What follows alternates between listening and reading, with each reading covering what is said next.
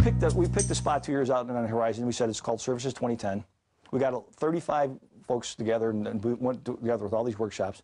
And what did we discover? We discovered that there are 300 discrete tasks and activities to do a renewal and to do a new attach. And we found out when you focused on the what versus the how and the who, that there were only about 9 or 10 tasks or activities that were unique to any one particular segment.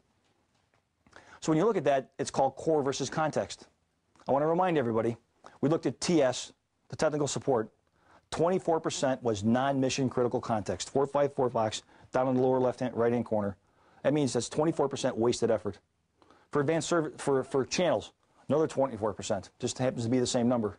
And finally, for advanced services, and advanced services touches all of us, there's 37% non-mission critical context work in advanced services. Huge opportunities for us to move forward.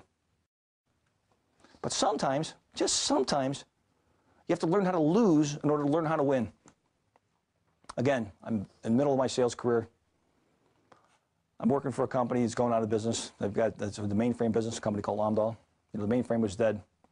And Charles Schwab up in San Francisco, they issued this intergalactic RFP, and they sent it out to 30 vendors. Now you understand, when you get the RFP in the mail, your chances of winning that RFP are probably next to nothing. I know what you're thinking, George, you know, let's not respond to this one. But my boss said, hey, we're going out of business anyway, so why don't you go take a whack at this one?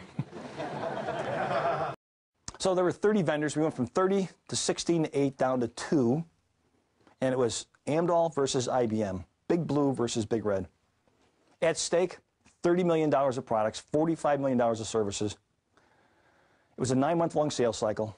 We did all-nighters. We missed birthdays. We missed weekends. We missed vacations and PTO.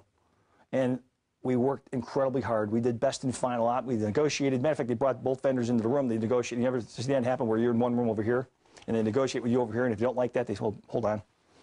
Let's go talk to the guys over at IBM. I hung up the phone. You could have ripped my guts out. You could have. I was so upset.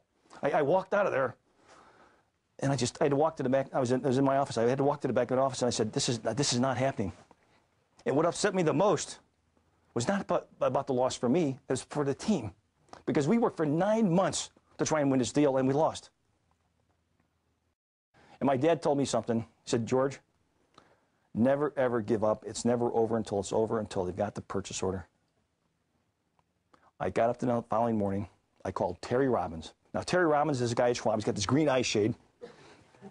But he's the trusted advisor. Everybody inside of Schwab loves Terry Robbins.